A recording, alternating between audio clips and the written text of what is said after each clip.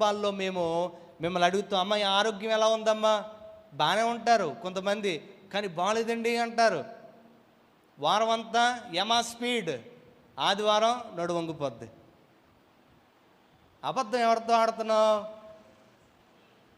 వారం అంతా పని చేస్తావు కదా, వారం అంతా కూడా ఎక్కడ లేని కిలోమీటర్లంతా ప్రయాణం చేయిస్తావు కదా, వారం అంతా ఉదయాన్నే లేచి సాయంత్రం దాకా రోబోట్లా కష్టపడ్డావు కదా, ఆదివారం దగ్గర రాబోడికి నడు నొప్పి వచ్చేస్తుందండి, నల్లపోతున్నానండి, మెట్లెక్కలేకపోతున్నానండి. ప్రతిరోజు ఇదే సన్నిధిలో 500 రూపాయలు ఇస్తే అందరికంటే ముందు వస్తాయి ఇక్కడికి. రావా?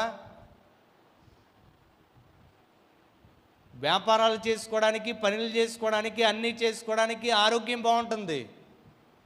దేవుని సన్నిధానానికి రావడానికి ఆరోగ్యం బాగలేదు అంటున్నావు.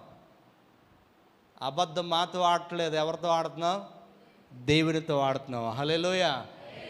ఆరోగ్యం ఎవరికి బాగోదు, అన్నీ చేస్తున్నప్పుడు ఇది కూడా కుదిరిగా చేయాలి.